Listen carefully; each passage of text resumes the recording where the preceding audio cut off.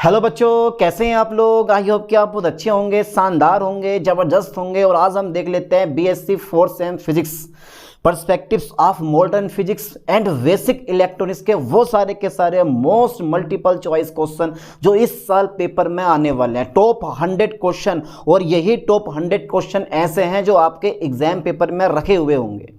चलिए देख लेते हैं फिर वो कौन कौन से क्वेश्चन हैं जो इस साल आपके एग्जाम पेपर में आने वाले हैं। ये मॉडल प्रैक्टिस पेपर है, 100 क्वेश्चन मैंने लिए हैं जिसमें से 75 क्वेश्चन आपको करने होते हैं। कुछ यूनिवर्सिटी ऐसी हैं जिनमें 75 क्वेश्चन दे रखे होते हैं और 60 क्वेश्चन आपको करने होते हैं। तो हर एक यूनिवर्सिटी के बच्चों के लिए ये लेक्चर इंपॉर्टेंट होने वाला है, इसलिए छोड़ मत इस लेक्चर को बिल्कुल भी। ओके सर, क्वेश्चन फर्स्ट देख लेते हैं। आकाश होता है, आकाश होता है काला, नीला, पीला, हरा, गुलाबी। कैसा होता है आकाश? ऑप्शन ही नहीं दे रखे हैं, ठीक है, ऑप्शन ही नहीं दे रखे हैं। हमारा कौन सा होता है? एक विमीय, द्विविमीय, त्रिविमीय या चतुर्विमीय? क्या लग रहा है आपको इस क्वेश्चन का ऑप्शन? अरे सर त्रिविमीय होता है, 3D पर लगा दो, लॉक कर दो। यही जो है इसका यानी कि ऑप्शन राइट है। यानी कि XYZ आकाश कैसा होता है? आकाश 3D होता है, XYZ। Okay sir, okay. अच्छा, नया क्वेश्चन है हमारा, क्वेश्चन 2 है। न्यूटन के अनुसार आकाश होता है भाई केवल समांगी, केवल समदेशिक? सी नंबर है समांगी तथा समदेशिक दोनों, इनमें से कोई नहीं। तो एक राइट ऑप्शन आप चुन लो कि सर इस क्वेश्चन का राइट ऑप्शन हमारा ये होगा, ठीक है। तो मैं बताता हूं आपको, सी नंबर, समांगी तथा समदेशिक दोनों होते हैं, ठीक है। Okay sir. अच्छा, क्वेश्चन नंबर 3 है। भौतिक विज्ञान के मूल नियम जिन निर्देश फ्रेमों में एक जैसे होते हैं कहलाते हैं। भौतिक विज्ञान के मूल नियम जिन निर्देश फ्रेमों में एक जैसे होते हैं कहलाते हैं। तो आपने देखो 2 फ्रेम पढ़े होंगे, फ्रेम ऑफ रेफरेंस, यानी कि एक पढ़ा होगा आपने इनर्शियल फ्रेम और एक पढ़ा होगा आपने नॉन इनर्शियल फ्रेम, यानी कि जड़त्वीय फ्रेम और एक अजड़त्वीय फ्रेम। जड़त्वीय फ्रेम जो होता है वो हमेशा न्यूटन के नियमों का पालन करता है। तो इस ऑप्शन में यही इसका ऑप्शन राइट होगा। देख लो कहाँ पर है जड़त्वीय फ्रेम। Okay sir, okay. तो ये लग रहा है हमारा बी नंबर पे। तो क्वेश्चन 3 का राइट ऑप्शन कौन सा? ठीक है, जड़त्वीय फ्रेम। अच्छा, ये बताओ पृथ्वी कौन सा फ्रेम है, जड़त्वीय या अजड़त्वीय? तो पृथ्वी जो होता है एक अजड़त्वीय फ्रेम होता है, ये ध्यान देना आप, ठीक है। पेपर में पूछ सकता है, मैंने क्वेश्चन नहीं लिया क्योंकि अभी तक पूछा नहीं गया। तो फिर ये बता रहा हूँ कि अगर मान लो बाई चांस पूछ लिया कि पृथ्वी कौन सा फ्रेम है, तो आप बोलना सर ये एक अजड़त्वीय फ्रेम होता है, ठीक है। Okay sir. क्वेश्चन नंबर 4 है हमारा। न्यूटन के नियम लागू होते हैं घूर्णन तंत्र में, जड़त्वीय फ्रेम में, अजड़त्वीय फ्रेम में, त्वरित तंत्र में। क्वेश्चन दोनों क्वेश्चन के ऑप्शन सेम है, पर क्वेश्चन पूछने का तरीका थोड़ा चेंज कर दिया। तो इसका राइट ऑप्शन हमारा कौन सा है? यानी कि जड़त्वीय फ्रेम, ठीक है, बी नंबर, जड़त्वीय फ्रेम। Okay sir, okay. अच्छा, क्वेश्चन 5 है। त्वरित निर्देश तंत्र को कहा जाता है ऐसे निर्देश तंत्र जिनमें त्वरण होता है, यानी कि न्यूटन के नियमों का पालन नहीं करते हैं, वो क्या कहलाते हैं? हमारे अजड़त्वीय निर्देश तंत्र कहलाते हैं। इसका मतलब है इसका राइट ऑप्शन कौन सा है? बी नंबर पे लगा दो, ठीक है। Okay, okay sir, okay. अच्छा, क्वेश्चन 6 है। गैलीलियन रूपांतरणों के अंतर्गत निश्चित रहता है या रहती है? रहता है या रहती है, कोई बात नहीं है, आप बताओ। वेग निश्चित रहता है, लंबाई निश्चित रहती है, भाई ये संवेग निश्चित रहता है। तो गैलीलियन रूपांतरण के अंतर्गत निश्चित रहता है वेग, लंबाई, संवेग या स्थितिज ऊर्जा। तो हमेशा लंबाई कैसी रहती है? निश्चित रहती है, लंबाई कभी चेंज नहीं होती। क्वेश्चन नंबर 7 है। गैलीलियन देखो गैलीलियन से हर साल 2 से 3 क्वेश्चन पेपर में आते हैं। यहाँ भी मैंने 3-4 क्वेश्चन इंक्लूड करे हैं ताकि आप लोग पेपर में सही से टिक लगा के आ सको। क्वेश्चन 7 है। गैलीलियन रूपांतरणों के अंतर्गत निश्चर नहीं, निश्चित, यहाँ पे निश्चित होना चाहिए था, निश्चित नहीं रहती है, ठीक है।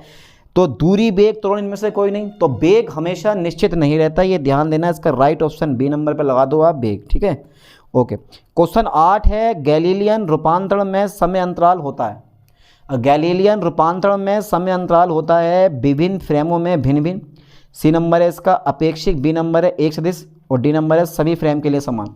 तो गैलीलियन रूपांतरण में समय अंतराल होता है सभी फ्रेमों के लिए एक समान होता है। आप डी पे टिक लगाएं, ठीक है। मोस्ट इंपोर्टेंट क्लास है आज की, ठीक है। ये क्वेश्चन अच्छे से प्रिपेयर कर लेने हैं, आपको मॉडल पढ़ने की जरूरत ही नहीं पड़ेगी, ठीक है। ओके, और प्रीवियस पेपर ही मैंने इसमें जोड़ दिए हैं बहुत सारे क्वेश्चन। क्वेश्चन नंबर 9 है। माइकलसन मोर्ले के प्रयोग में सिद्ध किया है। माइकलसन मोर्ले के प्रयोग ने सिद्ध किया है। और एक बात और, जिन बच्चों के एग्जाम पेपर हो गए हैं और जिनको पेपर मिला है वो अपना पेपर मुझे भेज देना, ठीक है। साने सर फर्स्ट इंस्टाग्राम आईडी पर आप पेपर भेज देना, ठीक है। ओके ओके, चलिए। माइकलसन मोर्ले के प्रयोग ने सिद्ध किया है पृथ्वी एक जड़त्वीय फ्रेम है, पृथ्वी एक अजड़त्वीय फ्रेम है। और सी नंबर है इसका, पृथ्वी एक निरपेक्ष फ्रेम है और डी नंबर है सभी जड़त्वीय फ्रेमों में प्रकाश की चाल समान है। तो डी नंबर पे टिक लगा दो, सभी जड़त्वीय फ्रेमों में प्रकाश की चाल कैसी होती है, समान होती है। Okay sir. नया क्वेश्चन है, क्वेश्चन 10 है, किसी कण या वस्तु द्वारा प्राप्त अधिकतम वेग होता है। भैया किसी भी कण या वस्तु जो है उसका प्राप्त अधिकतम वेग हमेशा प्रकाश के वेग के बराबर होता है। ध्यान देना, ये ए सी के बराबर लिखो आप, ठीक है, सी के बराबर लिखो, ठीक है। Okay sir, okay. अधिकतम वेग सी के बराबर होगा, सी एस से कम ही कम होता। दो जड़त्वीय निर्देश फ्रेमों को संबंधित करने वाला सही रूपांतरण समीकरण, ये यूनिट सेकंड है हमारी। तो दो जड़त्वीय निर्देश फ्रेमों को संबंधित करने वाला सही रूपांतरण समीकरण है कौन सा बेटे, लोरेंज, ठीक है। लोरेंज, ध्यान देना, लोरेंज ट्रांसफॉर्मेशन से 2 से 3 क्वेश्चन हर साल एग्जाम पेपर में आते हैं। अब आपकी मर्जी है किस तरह से आपको तैयारी करनी है, ठीक है। चलिए आगे देखते हैं। अच्छा बेटे, क्वेश्चन नंबर 12 है, राशि जो लोरेंज रूपांतरण के अंतर्गत निश्चित रहती है, देखो निश्चर रहती है वह है, ठीक है। तो x square plus y square plus z square plus c square t square, b number x square plus y square plus z square c square t square, और c number x square plus y square plus z square plus t square, and d number x square plus y square plus z square minus k t square. तो इसका right option है B number पे tick लगा दो, ठीक है। बेझिझक B number पे टिक लगाओ, यही इसका राइट ऑप्शन है। इन क्वेश्चन को आप देख के जाना ठीक से। ओके, क्वेश्चन नंबर 13 आ गया, लोरेंज रूपांतरण के अंतर्गत नहीं बदलता है। क्या नहीं बदलता है, दिग अंतराल नहीं बदलता, कौल अंतराल नहीं बदलता है, दिक काल अंतराल नहीं बदलता, इनमें से कोई नहीं। तो बेटे इसमें जो हमेशा सी नंबर राइट है, दिक काल अंतराल कभी चेंज नहीं होता। लोरेंज रूपांतरण के अंतर्गत दिक काल अंतराल कभी चेंज नहीं होता। अच्छा, क्वेश्चन नंबर 14, लोरेंज रूपांतरण में माना जाता है, ध्यान देना, लोरेंज रूपांतरण में माना जाता आकाश तथा काल दोनों सापेक्ष है, बिल्कुल राइट।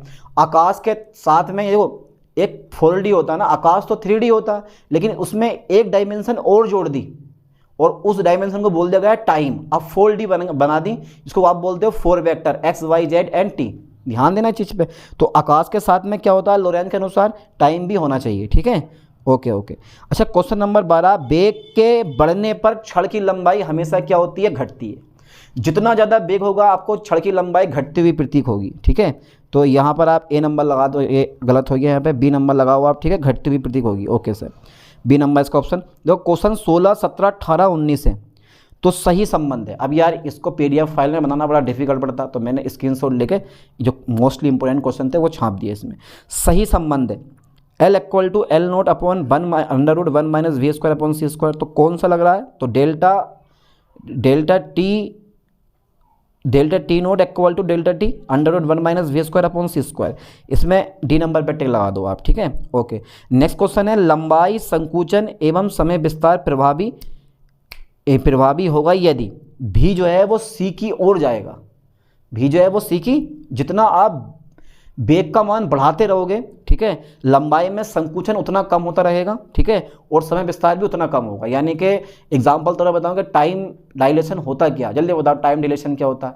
तो टाइम डायलेशन जो होता है, जैसे मान लो आप इस समय 25 साल के हो, चलो 20 साल के मान लो, 20 साल के तो हो गए, हाँ यार, चलो आप 20 साल के हो, आपका दोस्त भी 20 साल का है। फिर आपको एक रॉकेट में बिठा के आपको अंतरिक्ष में प्रकाश के वेग से आपको दौड़ाया जाए, या उससे कम थोड़े से, जैसे 0.8 मान लो, 0.7 मान लो, 0.5 मान लो, ठीक है। तो जब आप वहाँ पर 10 मिनट रह के आएंगे, ठीक है, तो आपका दोस्त 4 से 5 साल पूरे कर चुका होगा। जब आप पृथ्वी पर आओगे तो आपका दोस्त जो है वो 4-5 साल ओल्ड हो चुका होगा और आपको 10-15 या 1 घंटा ही लगा होगा। इतना टाइम डायलेशन हो जाता है, यानी कि टाइम क्या होता है, कम हो जाता है, घट जाता है। वेग के साथ साथ टाइम क्या होता है, घट जाता है। जितनी स्पीड बढ़ाओगे टाइम क्या होगा, उतना कम हो जाएगा। समझ गए चीज़, कुछ बोलता है टाइम डायलेशन। ऐसी लंबाई संकुचन आता है, जितना वेग ज़्यादा होगा लंबाई में उतनी कमी आएगी। ये होता है लेंथ कंस्ट्रक्शन होता है, ये लेंथ कंट्रैक्शन, ठीक है। ओके, तो इसका ऑप्शन जो है ना डी नंबर पे लगा दो आप। समय अंतराल वृद्धि का सूत्र होता है delta T dash equal to delta T √1 minus V square upon C square. B पे डायरेक्ट टिक लगाओ, ठीक है। अच्छा ठीक है, हटाओ जरा इनको। ओके, तो बेटा सारे क्वेश्चन इनमें से कोई सा भी उठा के वो रख सकता है, ध्यान देना है, आप बढ़िया करके देख के जाओ एक बार। सही संबंध है, सही संबंध है भाई कौन सा, ये वाला सही संबंध है हमारा, ठीक है। ये वाला सही संबंध है हमारा, T equal to T naught upon √1 minus V square upon C square. Okay sir, चलिए हटाता हूँ मैं इसको। क्वेश्चन नंबर 20 है हमारा, समय विस्तार किसका परिणाम है? लोरेंज ट्रांसफॉर्मेशन का, ये पता है आपको, गैलीलियन रूपांतरण का, लोरेंज रूपांतरण का, ईथर परिकल्पना का, डॉपलर प्रभाव का। तो इसका जो राइट ऑप्शन है वो है हमारा लोरेंज ट्रांसफॉर्मेशन का। ये ध्यान देना, लोरेंज ट्रांसफॉर्मेशन का समय विस्तार का एक यानी कि रिजल्ट होता है, ऐसे मान लो आप। क्वेश्चन नंबर 21 है, गति अवस्था में फोटोन का द्रव्यमान होता है। देखो गति अवस्था में फोटोन का द्रव्यमान जो होता है वो hν/c² रहता है, लेकिन अगर फोटोन विराम अवस्था में है तो उसका द्रव्यमान कितना होता है? 0 होता है। तो फोटोन का विराम द्रव्यमान 0 होता है, लेकिन गतिक द्रव्यमान जो होता है वो hν/c² होता है। ठीक है, इसमें ए नंबर पर टिक लगा दो आप। ठीक है, ओके। अच्छा, क्वेश्चन नंबर 22 है, अपेक्षिकीय ऊर्जा E संवेग P तथा विराम ऊर्जा m0 में संबंध है। जल्दी बताओ, अपेक्षिकीय ऊर्जा E संवेग P तथा विराम द्रव्यमान m0 में संबंध है। वही इसमें डायरेक्टली ए नंबर लगा दो। ठीक है, E² = P² c² + m0² and c⁴। ठीक है, ओके सर, बहुत बढ़िया क्वेश्चन है, बहुत बढ़िया क्वेश्चन। ये आता है और आया हुआ भी है कई बार पेपर में। क्वेश्चन नंबर 23 है, एक क्वेश्चन ये बहुत बार पेपर में पूछा गया, ये ध्यान देना। इस क्वेश्चन को तो आप रट लो, समझ लो, फॉर्मूला याद करके ले जाओ। ठीक है, ये आइंस्टीन वाला है, आइंस्टीन की सापेक्षता का सिद्धांत, m = m0 √1 - v²/c²। ठीक है, यहीं से E = mc² की उत्पत्ति होती है। ठीक है, चलिए आगे बढ़ाता हूँ मैं। इसका मतलब है इस क्वेश्चन का राइट ऑप्शन ए पे तो तुमने लगाया होगा, ठीक, समझ गए होगे, तो इंटेलिजेंट हो। क्वेश्न नंबर देखो 24 है, ध्यान देना। ई ऊर्जा वाले फोटोन का संवेग है। अरे यार, ई ऊर्जा वाले फोटोन का संवेग आपने पढ़ा होगा, E = hν/c। ठीक है, hν/c। तो आपने ये भी पढ़ा होगा कि hν/c यानी कि h/λ होता है यहाँ। आपने यही पढ़ा होगा कि यानी कि E = hν/λ। ठीक है, नहीं, गलत हो गया, पूरा फॉर्मूला गलत हो गया, ये वाला दूर दूर तक फॉर्मूला सही नहीं है। ये लगाओ फॉर्मूला, ये E = sc/λ। ठीक है, sc/λ आपने पढ़ा होगा, h/λ किसके बराबर होता है भाई? P के बराबर होता है। ठीक है, अब ये गुणा वाला काय में आ जाएगा? भाग में आ जाएगा। तो E/c ढूंढ लो, a number is the right option. आवर्ती न्यू वाले फोटोन की ऊर्जा होती है, सिंपल सी बात है, E = hν होती है। इससे भी टिक लगाओ, E = hν, डी नंबर हो जाएगा। ये बहुत इंपॉर्टेंट क्वेश्चन है, आते हैं पेपर में। तरंग दैर्ध्य लैम्डा के संगत फोटोन की ऊर्जा होती है भाई, sc/λ, बी नंबर, बिल्कुल सिंपल सा। ठीक है, आवर्ती न्यू वाले फोटोन का संवेग होता है, आवर्ती न्यू वाले फोटोन का संवेग होता है, ये क्या बोलते हैं? डी नंबर, बिल्कुल सही है, इसी से निकाल लो आप। फोटोन का द्रव्यमान कितना होता है? मैंने बोल दिया 0 होता है। ठीक है, गतिशील फोटोन का द्रव्यमान कितना होता है? hν/c² होता है। इससे भी मैंने एक क्वेश्चन करवा दिया तुम्हें। ठीक है, अच्छा आगे वाले क्वेश्चन देखते हैं, और आगे वाले क्वेश्चन और देख लेते हैं। ठीक है, एक बार, ओके सर, ओके। अच्छा, क्वेश्चन नंबर 9 है, निम्नलिखित गुणों में फोटोन के पास नहीं है, फोटोन के पास नहीं है विराम द्रव्यमान, संवेग, ऊर्जा, आवर्ती। तो 0 होता था, विराम द्रव्यमान है ही नहीं इसके पास। ठीक है, चलिए आगे बढ़ाता हूँ। क्वेश्चन नंबर आ गया हमारा, क्वेश्चन नंबर हमारा 31 आ गया। ठीक है, क्वेश्चन नंबर 31 है, प्लांक का विकिरण सूत्र। बहुत ही ज़्यादा मोस्ट है, ये आता है भैया पेपर में कई बार। ठीक है, तो प्लांक का विकिरण सूत्र है uλ dλ 8π/sc/λ⁵ dλ/e/sc/λ KT-1। ठीक है, इस पर टिक लगा दो। अच्छा ठीक है, क्वेश्चन 32 है, 33 है और 34 है। कॉम्पटन प्रभाव में यदि प्रकीर्णन कोण φ = π/2 हो तब, कॉम्पटन प्रभाव है एक, उस कॉम्पटन इफेक्ट में यदि प्रकीर्णन कोण φ = π/2 हो तो कॉम्पटन शिफ्ट जो है वो किसके बराबर होगी? जल्दी बताओ। कॉम्पटन तो इसको बोलता है Compton shift delta lambda = lambda dash minus के लैम्डा h/mc। वैसे यार राइट ऑप्शन तो उसका ए नंबर होना चाहिए, पर इसमें सी नंबर दे रखा है, कोई दिक्कत नहीं है, ये भी सही है। Delta lambda = h/m0c। ठीक है, आगे बढ़ाता हूँ। अच्छा, कॉम्पटन विस्थापन डेल्टा लैम्डा कॉमन तरंग दैर्ध्य लैम्डा c के बराबर होता है कब? जब पाई का जो पाई का मान है वो 90 डिग्री के बराबर होता है, यानी कि π/2 मतलब 90 डिग्री के बराबर होता है। आपको ऑप्शन घुमा के भी दे सकता है, 0 डिग्री, 180 डिग्री, 90 डिग्री, 360 डिग्री। तो यहाँ π/2 कितना होता है आपका? π/2 मतलब 90 डिग्री। ठीक है, आगे देखते हैं। अधिकतम कॉम्पटन विस्थापन होता है। कॉम्पटन विस्थापन के हर साल 2 से 3 क्वेश्चन फंसेंगे, कोई रोकने वाला पैदा नहीं हुआ इस चीज़ को। अधिकतम कॉम्पटन विस्थापन होता है भैया, अधिकतम कॉम्पटन विस्थापन 2h/m0c होता है। ठीक है, चलिए लगा दिया टिक आपने। कौन सा प्रयोग कण के तरंग व्यवहार को बताता है? जल्दी बताओ बेटा फास्टली। कौन सा प्रयोग तरंग के किस चीज को? कौन सा प्रयोग कण के तरंग व्यवहार को बताता है? डेविसन और जर्मन प्रयोग, फ्रैंक और हर्ट्ज का प्रयोग। ठीक है, फ्रैंक और हर्ट्ज का प्रयोग, स्टर्न और गरलेक प्रयोग, या ये सभी? जल्दी बताओ कौन सा ऑप्शन आपको सही लग रहा है। तो भाई इसका जो राइट ऑप्शन है 35वें नंबर का भैया वो है डेविसन और जर्मन प्रयोग, ठीक है, ध्यान देना। चलिए मैं आगे देखता हूँ। क्वेश्चन नंबर 36 है, डेविसन जर्मन प्रयोग में जब विवर्तन कोण 50 डिग्री होता है तो पृष्ठ सर्पी कोण होता है 65 डिग्री, ठीक है बहुत ही ज़्यादा मोस्ट इंपोर्टेंट क्वेश्चन है ये, इसलिए इन क्वेश्चन को तो छोड़ना नहीं है बिल्कुल भी, ठीक है।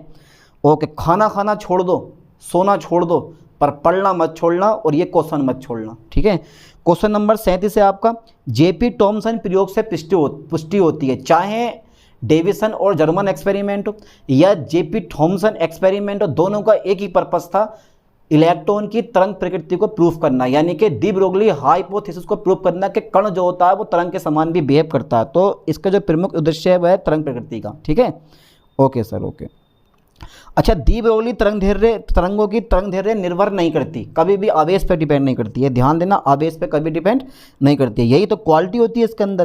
क्वेश्चन नंबर 38 है, हाइड्रोजन परमाणु की चौथी कक्षा में मौजूद डी ब्रोगली तरंगों की संख्या है 2, 4, अबे कितने ऑप्शन आ गए इसमें, एक तो ए आ गया, बी आ गया, सी आ गया, फिर बी आ गया और फिर डी आ गया, ठीक है। तो B number is right option है, ठीक है, बी पर टिक लगा दो, 4 नंबर, बाकी ऑप्शन मत देखो, ये देखो कि राइट कौन सा है, ठीक है। ओके, अच्छा 40-41 है, डी ब्रोगली संबंध है, जल्दी बताओ फास्टली, डी ब्रोगली संबंध है तो lambda equal to H upon M B, कहाँ है इसमें, lambda upon H upon M B, भैया ये मत लगा दियो, ये एच कट है ऊपर, ध्यान देना, ये वाला जो ऑप्शन है ये एच कट वाला, ये वाला नहीं है ऑप्शन हमारा ये है lambda equal to H upon P, संवेग पी का फॉर्मूला 2m के होता है, तो लैम्डा बी में लगाओ, ठीक है। ओके, चलिए आगे देखते हैं, क्वेश्चन नंबर हमारा 40 आ गया, द्रव्यमान m तथा डी ब्रोगली तरंगदैर्घ्य लैम्डा वाले कण की, हमारा क्वेश्चन कौन सा है, ये वाला, ये क्या है हमारा क्वेश्चन है, द्रव्यमान m तथा डी ब्रोगली तरंगदैर्घ्य लैम्डा वाले कण की गतिज ऊर्जा होगी, बी नंबर पे लगाओ, h²/2m लैम्डा स्क्वायर। अच्छा, एक कण का द्रव्यमान m और गतिज ऊर्जा E है, इसके लिए डी ब्रोगली तरंगदैर्घ्य होगी, कितनी होगी, अबे तो सिंपल सी बात है, ये वाली ये जो ये वाला ऑप्शन है ना, ये वाला, ये लैम्डा इक्वल टू h/√2m के, तो k की जगह बस क्या आ गया, E आ गया। ये तो बड़े इजी क्वेश्चन होते हैं, तो तभी तो बोल रहा हूँ क्वेश्चन कितना भी घुमा के दे, आंसर आपको ध्यान देना कि यार ये क्वेश्चन का आंसर हम ये वाला पढ़ के आए हैं, बस ठोक देना है, नंबर मिल के बराबर हो जाएंगे आपके। चलिए आगे देखते हैं, क्वेश्चन नंबर है हमारा, क्वेश्चन नंबर 42, 43, 44, 45, 46, बहुत बढ़िया क्वेश्चन है। देखो बेटा, ये जो क्वेश्चन मैं तुम्हें करवा रहा हूँ ना, ये क्वेश्चन मत छोड़ना, इनमें से पक्के 2 या 3 क्वेश्चन फंसेंगे। भी वेग से गतिमान कण से संबंध डी ब्रोगली तरंग का समूह वेग होता है, हमेशा भी के बराबर ही होता है। समूह वेग जो होता है ना, अगर जितने वेग से गतिमान है उतने वेग के बराबर होता है समूह वेग भी। अच्छा, डी ब्रोगली तरंग के समूह वेग भीजी तथा कण के वेग भी में संबंध होता है, तो समूह वेग भीजी तथा कण के वेग भी में संबंध होता है, तो ये भी हमेशा कैसे होता है, आपस में बराबर होता है, ठीक है। ओके, भीजी बराबर भी के बराबर होता है। ओके, अच्छा, किसी तरंग का कला वेग होता है, फॉर्मूला आपको याद है, Vp equal to omega upon K, A number पे टिक लगा दो। चलिए आगे देखते हैं, देखो ये क्वेश्चन बहुत इंपॉर्टेंट है यार, कला वेग और समूह वेग से हर साल 2 से 3 क्वेश्चन फंसते हैं, और इस साल भी इनमें से पक्का क्वेश्चन फंसेगा, इसलिए यहाँ से और नीचे तक 7-8 क्वेश्चन ये ऐसे हैं जिनको आपको देख के जाना है, मन में फंसा के जाना है, और ऑप्शन बिल्कुल सही लगा के आना है, ठीक है, तभी मजा आएगा पढ़ाई का कि हाँ हम कुछ पढ़ के गए थे। ओके सर, किसी तरंग का कला वेग है, Vp बराबर ओमेगा बटा क्या हो गया, कला वेग और समूह वेग ऐसे संबंधित हैं, कला वेग और समूह वेग एक दूसरे से संबंधित होते हैं, Vp अपॉन Vg equal to 0.5, C number पर टिक लगाओ। किसी तरंग का समूह वेग होता है, बस ओमेगा बटा के में चेंज कर देना है आपको, ये वाला Vg equal to D omega upon D K. Okay, अच्छा ठीक है, बी पक्षणीय माध्यम के लिए समूह वेग एवं कला वेग के बीच संबंध होता है, भाई ये तो मैंने प्रूफ भी करवाया है। अगर किसी को थ्योरी पढ़नी है तो BSc 4th semester physics playlist में जाओ, ठीक है, और वहाँ जाके दोनों यानी कि यूनिट 1 से लेके और यूनिट 8 तक और दोनों पार्ट्स, पार्ट ए और पार्ट बी के सारे क्वेश्चन देख लो, उसके बाद न्यूमेरिकल करने का अलग ही मजा आएगा, ठीक है। चलिए आगे देखते हैं। ओके सर, ओके, क्वेश्चन 48 और 49 है, राशि साइन स्क्वायर व्यक्त करती है, क्या करती है, हमेशा प्रायिकता घनत्व को, कहीं है इसमें, हाँ ये हैगा, प्रायिकता घनत्व को तरंग फलन के प्रसामान्यीकरण का शर्त है, ठीक है, वो होती है under root sine star sine equal to 1 होती है, ये इंटू dx1। ये दोनों क्वेश्चन ना, इनमें से एक क्वेश्चन फंसेगा, कोई सा भी आ जाए ये मर्जी है, पर आता जरूर है, इसमें से वेव फंक्शन में से एक क्वेश्चन पक्का फंसेगा, ठीक है, जोन सा है वो देख लो आप। चलिए आगे देखता हूँ मैं, क्वेश्चन नंबर 50, तरंग फलन का मान होता है, भाई तरंग फलन का मान होता है केवल परिमित मान, केवल सतत मान, केवल एकल मान, परिमित, सतत एवं एकल मान। तो भैया तरंग फलन का मान होता है परिमित मान, ठीक है, परिमित, सतत एवं एकल मान, तीनों लगा दो।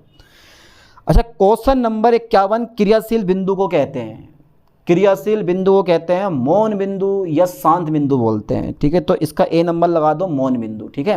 पढ़ रखा है आपने, टंगस्टर वाइजिंग यूनिट 5 का क्वेश्चन है ये, टंगस्टर वाइजिंग का मौन बिंदु, ठीक है।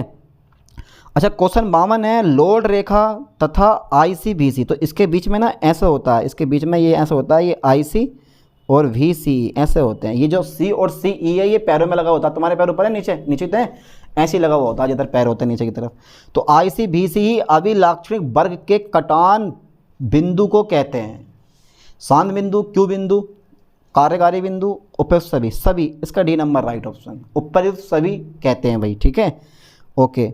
अच्छा, क्वेश्चन नंबर 53 है, प्रचालन बिंदु को यह भी कहा जाता है, जल्दी बताओ, प्रचालन बिंदु को ये भी कहा जाता है भाई, क्या कहा जाता है?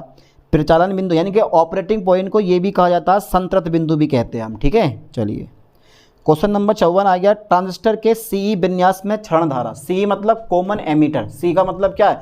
Common ammeter. तो ट्रांजिस्टर के कॉमन एमीटर विन्यास में लीकेज करंट जो होती है वो ताप बढ़ने पर घटती है, ताप पर निर्भर नहीं करती, ताप बढ़ने पर बढ़ती है, उत्सर्जक आधार अभिनत पर निर्भर करती है। तो ताप बढ़ने पर क्या होती है? हमेशा बढ़ती है, ध्यान देना, ताप बढ़ने पर बढ़ती है, ओके। संग्राहक धारा, क्षण धारा ICVO उच्च होती है जब, यानी कि चाहे वो ये लीकेज करंट हो या ICVO, दोनों चीज़ें एक ही होती हैं। तो ताप जब बढ़ाओगे तो भैया सिंपल सी बात है ICO भी बढ़ेगा, ताप उच्च होता है, ए नंबर पर टिक लगा दो आप, ठीक है, ओके सर। अच्छा, क्वेश्चन नंबर 56 है, ट्रांजिस्टर के कॉमन एमीटर विन्यास में ताप के बढ़ने पर संग्राहक धारा IC के बढ़ने के फलस्वरूप एक घटना घटित होती है, वो कौन सी है? तो स्टेबिलिटी पे इफेक्ट पड़ता है, जितना ज़्यादा टेम्परेचर बढ़ेगा स्टेबिलिटी उतनी कम हो जाएगी और जो आपका ट्रांजिस्टर होगा वो अच्छे से काम नहीं कर पाएगा, ठीक है, ओके सर। तो यहाँ पे लगा दो उसमें अस्थिरता की घटना, ठीक है। चलिए क्वेश्चन नंबर 57 आ गया, ट्रांजिस्टर में दिश धारा कंडीशन का प्रयोजन है, जल्दी बताओ। ट्रांजिस्टर में दिश धारा कंडीशन का प्रयोजन है प्रचालन बिंदु को स्थापित करना, बेझिझक ए नंबर पर टिक लगा दो, प्रचालन बिंदु को स्थापित करना, ओके सर। क्वेश्चन 58 है, सिलिकॉन ट्रांजिस्टर के लिए नी वोल्टेज, भैया ये बहुत इंपॉर्टेंट क्वेश्चन है। देखो क्वेश्चन पेपर एग्जामिनर ऐसा सेट करता है कि क्वेश्चन छोटा हो, ज़्यादा बड़ा लेंथी नहीं हो और उसका आंसर भी अच्छा हो देने में, ठीक है। तो 0.3 volt, 0.5 volt, 0.7 volt and 1.0 volt, तो उसका राइट ऑप्शन है 1.0 वोल्ट, ओके सर। अच्छा, क्वेश्चन 59 है, जर्मेनियम ट्रांजिस्टर के लिए नी वोल्टेज होता है, आधा कर दो, 0.5 वोल्ट, ओके सर। अच्छा, क्वेश्चन नंबर 60 है, जर्मेनियम तथा सिलिकॉन ट्रांजिस्टर के लिए रोधी का विभव क्रमशः, जर्मेनियम के लिए 0.3 वोल्ट होता है और सिलिकॉन के लिए ये 0.7 वोल्ट होता है, इसका मतलब है a number is a right option, okay. अच्छा, क्वेश्चन 61 है, CV परिपथ का स्थायित्व गुणांक होता है, तो कॉमन बेस परिपथ का स्टेबिलिटी फैक्टर कितना होता है? हमारा 1 होता है, ठीक है, ओके। अच्छा, क्वेश्चन 62 है हमारा, नहीं क्वेश्चन 62 गलत हो गया, क्वेश्चन हाँ 62 है हमारा, स्थायित्व गुणांक। तो यहाँ पे जो ये देख रहे हो ना, ये वाला क्वेश्चन, ये वाला ये गलत कर रखा है, ठीक है, ये 18 नहीं है 62 है। क्वेश्चन 62 है, स्थायित्व गुणांक S का आदर्श मान या अधिकतम मान होना चाहिए, कितना होना चाहिए बेटे? 1 होना चाहिए, ठीक है, ओके सर, ओके। चलिए आगे बढ़ता हूँ, ये बहुत इंपॉर्टेंट क्वेश्चन है ये वाला, इसको पढ़ लेना ठीक से, बहुत important, very very important question है। चलिए क्वेश्चन 63 है, कला व्युत्क्रमण संभव है, भैया बहुत बढ़िया क्वेश्चन है, यह आता पेपर में आया हुआ भी है। कला व्युत्क्रमण संभव है यानी कि फेस इन्वर्सन संभव है, कब संभव है? कॉमन एमीटर विद्या में, ठीक है, कॉमन एमीटर विद्या में कला व्युत्क्रमण संभव होता है, ये लाइन पे ध्यान देना तुम्हें, ठीक है। चलिए आगे देखते हैं, कॉमन बेस विधा में ट्रांजिस्टर का धारा लाभ होता है, कॉमन बेस उभयनिष्ठ आधार विधा में ट्रांजिस्टर का धारा लाभ होता है, तो 1 से कम होता है हमेशा, ठीक है, ओके सर। अच्छा, क्वेश्चन नंबर 62 है, किसी एम्पलीफायर का लाभ होता है, ये ध्यान देना, किसी एम्पलीफायर का लाभ क्या होता है? तो एम्पलीफायर का जब भी आप लाभ निकालोगे तो निर्गत अपॉन निवेश, तो निर्गत अपॉन निवेश देख लो, निर्गत गुणा निवेश, निर्गत प्लस निवेश, निर्गत अपॉन निवेश या निवेशी अपॉन निर्गत, तो D number is the right option, ठीक है, ओके। अच्छा, क्वेश्चन 67 है हमारा, 66 तो गायब कर दिया मैंने, क्वेश्चन 67 आ गया डायरेक्ट, चलो देखते हैं अभी। एक एम्पलीफायर में वोल्टेज लाभ 20 है, एक एम्पलीफायर में वोल्टेज लाभ 20 है तथा शक्ति लाभ 2000 है, धारा लाभ होगा, तो 2000 को क्या करोगे आप? 20 से भाग कर दो, कितना जाएगा तुम्हारे पास? 100 आ जाएगा, ठीक है। तो आप इसका राइट ऑप्शन लगा लो, सी नंबर 100, ठीक है, ओके सर। सर लगा दिया, चलो आगे बढ़ते हैं आप। क्वेश्चन 68 है हमारा, ट्रांजिस्टर प्रवर्धक में सबसे ज़्यादा प्रयुक्त होने वाला विन्यास। बहुत इंपॉर्टेंट क्वेश्चन। सबसे ज़्यादा जो यूज विन्यास होता है वो कॉमन एमिटर होता है। ये ध्यान देना, कॉमन एमिटर एम्पलीफायर सबसे ज़्यादा यूज़ होने वाला होता है, यानी कि कॉमन एमिटर ट्रांजिस्टर सबसे ज़्यादा यूज़ होता है। तो यहाँ पे देख लो कहाँ पर है, उभयनिष्ठ उत्सर्जक, उभयनिष्ठ आधार, उभयनिष्ठ संग्राहक, इनमें से कोई नहीं। तो राइट ऑप्शन हमारा है इसका उभयनिष्ठ उत्सर्जक। ठीक है, चलिए मैं आगे बढ़ाता हूँ। अच्छा, क्वेश्चन नंबर 69 है, श्रव्य आवृत्ति यानी कि ऑडियो फ्रिक्वेंसी एम्पलीफायर होता है। ऑडियो फ्रिक्वेंसी एम्पलीफायर होता है समस्वरित प्रवर्धक, असमस्वरित प्रवर्धक। सी नंबर है उपर्युक्त ए तथा बी दोनों, और डी इनमें से कोई नहीं। तो ये होता है तो हमारे पास असमस्वरित प्रवर्धक यानी कि असमस्वरित एम्पलीफायर। Okay sir. अच्छा, क्वेश्चन 70 है, समस्वरित एम्पलीफायर है, श्रव्य amplifier, video amplifier, radio amplifier, इनमें से कोई नहीं। तो समस्वरित एम्पलीफायर होता है हमारा रेडियो एम्पलीफायर। समझना आ भी रहे हैं क्वेश्चन या नहीं? देखते रहो, देख के जाओ, एग्जाम पेपर आपका आने वाला है बिल्कुल। वोल्टेज एम्पलीफायर होते हैं लघु सिग्नल एम्पलीफायर, दीर्घ सिग्नल एम्पलीफायर, उपर्युक्त ए तथा बी दोनों, इनमें से कोई नहीं। तो ये होते हैं हमेशा लघु सिग्नल एम्पलीफायर। ध्यान देना, क्या होते हैं ये? लघु सिग्नल एम्पलीफायर। ओके। अच्छा, दीर्घ सिग्नल एम्पलीफायर है, बहुत बढ़िया क्वेश्चन है। दीर्घ सिग्नल एम्पलीफायर है, क्या है तुम्हारे पास? धारा प्रवर्धक है, वोल्टेज प्रवर्धक है, शक्ति प्रवर्धक है, या ये सभी? तो बेटे इसमें जो पावर एम्पलीफायर होता है ना, वो क्या होता है? वो दीर्घ सिग्नल एम्पलीफायर। उसका नाम ही इसलिए रखा गया पावर एम्पलीफायर, ताकि वो सिग्नल को अधिक दूरी पर ट्रांसमिट कर सके। समझ गए? इसलिए तो पावर रखा गया उसको पावर एम्पलीफायर। Okay okay. और वोल्टेज एम्पलीफायर जो होता है वो लघु सिग्नल के रूप में काम में आता है। क्वेश्चन 73 है हमारा, वोल्टेज एम्पलीफायर में प्रयुक्त किया जाता है भैया आरसी युग्मन, R for resistor and C for capacitor, यानी कि R for resistance and C for capacity. ठीक है, तो वोल्टेज एम्पलीफायर्स में प्रयुक्त किया जाता है आरसी युग्मन, ट्रांसफॉर्मर युग्मन, उपर्युक्त ए तथा बी दोनों, इनमें से कोई नहीं। तो भैया आरसी युग्मन जो है वो यूज़ होता है। Okay sir. अच्छा, क्वेश्चन नंबर है हमारा 74। सही है सर। शक्ति प्रवर्धक में प्रयुक्त किया जाता है आरसी युग्मन, यामन लिख दिया यहाँ पे, युग्मन होता है। ठीक है, यहाँ पे सही कर लेना इसको आप, ये यामन की जगह युग्मन होता है। आरसी युग्मन, ट्रांसफॉर्मर युग्मन, सी नंबर है उपर्युक्त ए तथा बी दोनों, डी नंबर है, इनमें से कोई नहीं। तो ट्रांसफॉर्मर युग्मन होता है। ठीक है, काय में जितने भी पावर एम्पलीफायर्स होते हैं उन सब में क्या आता है? ट्रांसफॉर्मर युग्मन आता है। ओके सर, आगे देखते हैं। क्वेश्चन नंबर 75 है, सोपानीकरण। ध्यान देना, सोपानीकरण में सामान्यतः प्रयुक्त किया जाता है CP amplifier, CE amplifier, CC amplifier, इनमें से कोई नहीं। तो सबसे ज़्यादा यूज़ होने वाला जो एम्पलीफायर, सबसे ज़्यादा ये यूज़ होने वाला सबसे ज़्यादा यूज़ होने वाला ट्रांजिस्टर है वो कौन सा है? वो कॉमन एमीटर एम्पलीफायर होता है, यानी कि कॉमन एमीटर ट्रांजिस्टर होता है। ठीक है, ओके सर। अच्छा, क्वेश्चन नंबर है 76, वर्ग ए एम्पलीफायर की अधिकतम शक्ति एम्पलीफिकेशन क्षमता होती है। वर्ग ए के, क्योंकि वर्ग A B C and D class में आपने इसको वर्गीकृत किया एम्पलीफायर को, तो जो ए वर्ग के एम्पलीफायर हैं उनमें जो होती है वो शक्ति प्रवर्धक की अधिकतम दक्षता कितनी होती है? इसमें भैया यानी कि शक्ति प्रवर्धन क्षमता होती है कितनी? ए लगा दो 25%। अच्छा, ट्रांसफॉर्मर युग्मित वर्ग ए शक्ति प्रवर्धक की अधिकतम दक्षता होती है 50% लगा दो। ठीक है, ओके सर। अच्छा, क्वेश्चन 78 है, ट्रांजिस्टर वाइजिंग की विद्या है। देखो, चाहे आधार वाइज हो, संग्राहक वाइज हो, या उत्सर्जक वाइज हो, तीनों की तीनों होती हैं। तो तीनों में से उपयुक्त सभी विधियों पे लगा दो, उपयुक्त सभी विधियों पे लगा दो।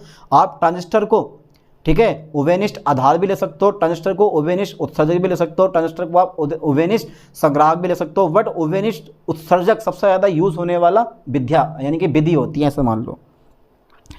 अच्छा, धनात्मक पुनर्विन्यास, क्वेश्चन नंबर 79 है, पॉजिटिव फीडबैक बोलते हैं इसको इंग्लिश में। पॉजिटिव फीडबैक एम्पलीफायर में निवेशित सिग्नल तथा पुनर्निवेशित सिग्नल कालांतर होता है, हमेशा 0 डिग्री होता है। लाइन पे ध्यान देना।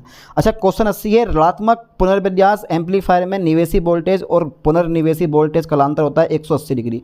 तो धनात्मक में 0 डिग्री होता है और ऋणात्मक में कितना होता है? 180 डिग्री होता है। ये ध्यान देना आपको। तो पॉजिटिव फीडबैक में जो तुम्हारे पास निवेशित सिग्नल और पुनर्निवेशित सिग्नल में, पुनर्निवेशी मतलब फीडबैक सिग्नल में कालांतर कितना होता है? 0 डिग्री होता है धनात्मक में, और ऋणात्मक में 180 डिग्री होता है। चलिए देखते हैं नया क्वेश्चन। ये ऋणात्मक वाला मैंने करवा दिया, यहाँ पे टिक लगा लेना इस पर 180 डिग्री पे, रेड में हुआ ये, कोई दिक्कत नहीं है। क्वेश्चन नंबर 21, 90 डिग्री कोई दिक्कत नहीं है, 180 डिग्री होता है। ठीक है, क्वेश्चन नंबर 81 है, उच्च लाभ एम्पलीफायर में ज़्यादातर प्रयुक्त किया जाता है। उच्च लाभ एम्पलीफायर में ज़्यादातर प्रयुक्त किया जाता है। ध्यान देना, जितने भी एम्पलीफायर होते हैं सब में नेगेटिव फीडबैक यूज़ होता है, यानी कि ऋणात्मक पुनर्निवेश यूज होता है। और जितने भी ऑस्किलेटर होते हैं सब में पॉजिटिव यानी कि धनात्मक फीडबैक का आप यूज़ करते हो, ठीक है। तो यहाँ पर आ जाएगा ऋणात्मक पुनर्निवेश, ठीक है। Okay sir, okay. अच्छा, धनात्मक पुनर्निवेश प्रयुक्त होता है, मैंने बता दिया आपको, ऑस्किलेटर में, ठीक है। तो दिष्टकारी में, दोलित्र में, संसूचक में, पावर सप्लाई में। तो ये जो है ना, ये ऑस्किलेटर जो है हमारा, ये वाला, ये दोलित्र में इसका यूज़ होता है, ठीक है, पॉजिटिव फीडबैक का। क्वेश्चन 83, 84, 85, 86, 87 ये है। बीन सेतु दोलित्र का उपयोग किया जाता है, जल्दी बताओ। बहुत बढ़िया क्वेश्चन है। देखो, बीन आए और तुम्हारे पास कोलपिट्स और एक तुम्हारे पास हार्टले, इन सबसे 2 से 3 क्वेश्चन आपसे एग्जाम पेपर में पूछेगा। और ये मैंने 7-8 क्वेश्चन लिए हैं इसी के ही, एक 83, 84, 85, 86, 5 क्वेश्चन है। अच्छा, ये बताओ, बीन सेतु ऑस्किलेटर का उपयोग किया जाता है, जल्दी बताओ। तो हमेशा क्या करने के लिए? ऑडियो फ्रिक्वेंसी परास में, ठीक है। ओके। को बीन सेतु दोलित्र है, एक वर्ग तरंग जनित्र, एक जया तरंग श्रव्य जनित्र, सी नंबर एक मुक्त धावी दोलित्र या एक जया कोजिया जनित्र। तो कौन सा ऑप्शन लग रहा है भाई इसका आपको? एक जया, ठीक है, एक जया तरंग श्रव्य जनित्र, ठीक है। Okay sir, okay. अच्छा, हार्टले दोलित्र में दोलनों की आवृत्ति होती है F = 1/2π√LC होता है। L की जगह बस L1 + L2 + 2m आ जाता है।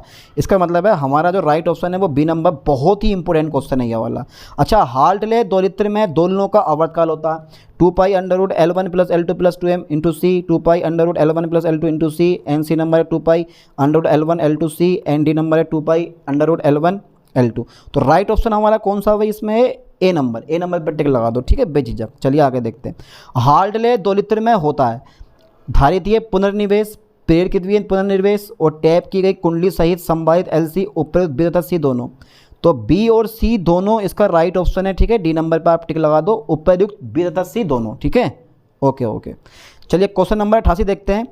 किसी दोलित्र के स्थित हेतु बर्कहाउज़न सिद्धांत है, ये तो हर साल आता है, चाहे थ्योरी वाले एग्जाम दो या आप MCQ वाले एग्जाम दो। वर्कहाउज़न क्राइटेरियन ये हर साल पेपर में पूछा जाता है, जिसकी लिमिट होती है यानी कि A β = 1, ठीक है, ये इसकी पहली सीमा होती है। तो बी नंबर पर टिक लगा दो, A β = 1। यहाँ पर ये अच्छी तरह से ऑस्किलेटर के समान बिहेव करेगा। समसौरित परिपथ में टैप किए गए संधारित्र का उपयोग करने वाला दोलित्र है, यानी कि समसौरित परिपथ में टैप किए गए संधारित्र का उपयोग करने वाला ऑस्किलेटर है। हाँ, ये लिखा हुआ है इसमें। हार्टले, कोलपिस्ट, आर्मस्ट्रॉन्ग, इनमें से कोई नहीं, तो बी नंबर पर टिक लगा दो, कोलपिट, ठीक है। ओके। अच्छा, क्वेश्चन नंबर 90 आ गया हमारा। क्वेश्चन नंबर 90 है, यदि निर्वात में प्रकाश की चाल हो तो किसी माध्यम में प्रकाश की चाल होगी हमेशा C से कम या C के बराबर, ठीक है। आप C के बराबर कर दो, ठीक है। यदि निर्वात में प्रकाश की चाल हो तो किसी माध्यम में प्रकाश चाल होगी, यार ये C के बराबर नहीं, आप C से कम करो, ठीक है, C से कम होगी। ये बी नंबर का राइट ऑप्शन है, ठीक है। अगर प्रकाश की चाल के बराबर कोई कण दौड़ रहा है, निर्वात में प्रकाश की चाल कितनी होती है? C होती है। तो किसी भी माध्यम में प्रकाश की चाल हमेशा क्या होगी? C से कम ही होगी। यहाँ पे क्वेश्चन गलत था। यदि निर्वात में प्रकाश की चाल कितनी हो? C हो, तो किसी माध्यम में प्रकाश की चाल होगी कितनी होगी? C से हमेशा कम ही होगी, ठीक है। तो आप बी नंबर पर टिक लगाओ। क्वेश्चन नंबर 91 है, प्रकाशिक तंतु संचार व्यवस्था में सूचनाओं को भेजा जाता है विद्युत सिग्नलों के द्वारा, प्रकाश सिग्नलों के द्वारा, उपयुक्त A तथा B दोनों, इनमें से कोई नहीं। तो हमारा राइट ऑप्शन कौन सा है? प्रकाश सिग्नलों के द्वारा। कभी कभी आपने फाइबर केबल का नाम सुना होगा, यानी कि फाइबर केबल, या फिर आप बोलते हो इसको आप ऑप्टिकल फाइबर। गाँवों में या शहरों में पहले एक बड़ा सा गड्ढा खोदा जाता है, फिर उसमें इतनी मोटी मोटी केबल डाली जाती हैं। उस केबल में एक बाल के बराबर जो होती है ना, वो नली होती है, प्लास्टिक या कांच की बनी हुई क्या होती है? एक नली होती है, जिसमें प्रकाश सिग्नल ट्रेवल करते हैं। अधिकांश इंटरनेट का अधिकांश भाग इन्हीं केबल के जरिए, समुद्र में बोलते हैं ना बिछा हुई केबलें, वहाँ से होते हुए इधर उधर ट्रांसफ़र हो रहा है। जैसे आपने सुना होगा जियो फाइबर, नाम सुना, एयरटेल फाइबर, वो यही चीज़ें होती हैं जो कि आपको हाई स्पीड पर डाटा प्रदान करती हैं, ठीक है। तो प्रकाशिक तंतु संचार व्यवस्थाओं में सूचनाओं को भेजा जाता है प्रकाश सिग्नलों के रूप में, ठीक है। Okay okay. अच्छा, नया क्वेश्चन है, क्वेश्चन 92, प्रकाश का पूर्ण आंतरिक परिवर्तन हो सकता है जब ये चलता है। प्रकाश का पूर्ण आंतरिक परिवर्तन तभी होता है जब ये सघन माध्यम से बेल माध्यम में जाएगा। इसका मतलब है राइट ऑप्शन है हमारा डी नंबर, जब ये सघन माध्यम से बेल माध्यम में जाता है तो प्रकाश का पूर्ण आंतरिक परिवर्तन होता है। Okay sir. अच्छा, क्वेश्चन नंबर 93, 94, 95 है। तो देखो बेटा इनमें से एक क्वेश्चन फंसेगा पक्का। प्रकाशिक तंतु का संख्यात्मक द्वारक Na होता है, तो Na equal to N1 square minus N2 square, Na equal to, तो ये संख्यात्मक द्वारक होता है। कभी कभी पेपर में ये अलग से पूछ सकता है कि ऑप्टिकल फाइबर यानी कि प्रकाशिक तंतु का फाइबर, प्रकाशिक तंतु का संख्यात्मक द्वारक है, तो Na न्यू, Na म्यू ऐसा करके ऑप्शन दे देगा, तो Na पे टिके रहना आप। तो इसका राइट ऑप्शन कौन सा है? डी नंबर, ठीक है, Na under root N square minus K N2 square. Okay, यदि प्रकाशिक तंतु के लिए सुविकर्ण कोण अल्फा हो तो संख्यात्मक द्वारक होगा Na equal to sine alpha. प्रकाशिक तंतु में प्रचाल डेल्टा को परिभाषित किया जाता है, delta equal to N1 square minus L2 square upon 2 N1 square, ठीक है। ए नंबर पर टिक लगा दो, ठीक है। ओके ओके, क्वेश्चन नंबर 96 है, एकल विधा स्वप्नी सूचकांक यानी कि सिंगल स्टेप, ठीक है, और स्वप्नी सूचकांक इंग्लिश में बोलते हैं हम इंडेक्स फाइबर, पता नहीं कौन सा, चलो छोड़ो। एकल विधा स्वप्नी सूचकांक तंतु की क्रोड का व्यास किस प्रश्न में होता है? 5 से 10 माइक्रोमीटर में, ठीक है। यहाँ पे डायरेक्टली ए नंबर पर टिक लगा दो। अच्छा, क्वेश्चन नंबर 18 है, प्लास्टिक अथवा कांच से बने प्रकाशिक तंतु होते हैं विद्युत रोधी, ध्यान देना है इसमें, हाँ ये है विद्युत रोधी, C number is the right option, ठीक है। तो प्लास्टिक या कांच कैसे होती है तुम्हारे पास? विद्युत रोधी मतलब अचालक होती है, तो सिंपल सी बात है विद्युत रोधी पे टिक लगा दो। और ऑप्शन में अचालक भी दे सकता है आपको, या ये पूछ सकता है कि ऑप्टिकल फाइबर जो होते हैं वो बने होते हैं प्लास्टिक या कांच, लोहा या तांबा, इनमें से कोई नहीं, ए और बी दोनों। तो ध्यान देना प्लास्टिक या कांच से बना होता है ऑप्टिकल फाइबर। क्वेश्चन नंबर 99 है, फाइबर का उपयोग आमतौर पर किया जाता है डाटा के प्रसारण में, यानी कि कौन से डाटा के प्रसारण में? तो डिजिटल डाटा के प्रसारण में फाइबर ऑप्टिक्स का आप यूज़ करते हो। ओके, क्वेश्चन 100 है, निम्न में से ऑप्टिकल फाइबर की संरचना होती है। ऑप्टिकल फाइबर भैया मल्टीपल, यानी कि मल्टीपल इंडेक्स फाइबर हो सकता है, सिंगल स्टेप फाइबर हो सकता है, ठीक है, और तुम्हारे पास ग्रेडेड फाइबर हो सकता है, ठीक है। तो ये सभी लगा दो डायरेक्टली, ये सभी, ठीक है। Okay okay. अच्छा, क्वेश्चन नंबर 101 है, फाइबर में विक्षेपण का अर्थ है संकीर्णता, चौड़ीकरण, विरूपण या विक्षेपण। तो राइट ऑप्शन है हमारा बी नंबर, चौड़ीकरण, ठीक है। Okay sir. अच्छा, क्वेश्चन नंबर 102 है, फाइबर में विक्षेपण आमतौर पर समय की किस कोटि का होता है? नैनो सेकंड का, पिको सेकंड का, उपयुक्त तथा भी दोनों, या इनमें से कोई नहीं। तो D number is the right option है हमारा, ठीक है। तो 102 मतलब पूरे 101 क्वेश्चन मैंने करवा दिए हैं, और यही वो क्वेश्चन है, यानी कि नैनो सेकंड, पिको सेकंड, इन दोनों में से कोई भी हो सकता है। तो सी नंबर पर टिक लगाना इस क्वेश्चन के आप, ए और बी दोनों। चलिए, तो बेटे ध्यान देना, मैंने टॉप 100 क्वेश्चन क्या करवा दिए? पूरे कवर करवा दिए हैं, ठीक है। और इन्हीं 100 क्वेश्चन को क्या करना है आपको? इन्हीं 100 क्वेश्चन को आपको ठीक से कवर करना है। Okay okay sir, okay. समझ में आ भी रहा है कुछ, या ऐसे ही बस है भाई? अरे भाई कुछ समझ में आ भी रहा है या ऐसे ही? अरे यार ऐसे ही समझ में आ रही है। अच्छा अच्छा, इसको PDF फाइल थोड़ी सही करो। ओके ओके ओके, ठीक, ओके ठीक है। चलिए फिर मिलते हैं नेक्स्ट वीडियो में नेक्स्ट लेक्चर के साथ। थैंक्स।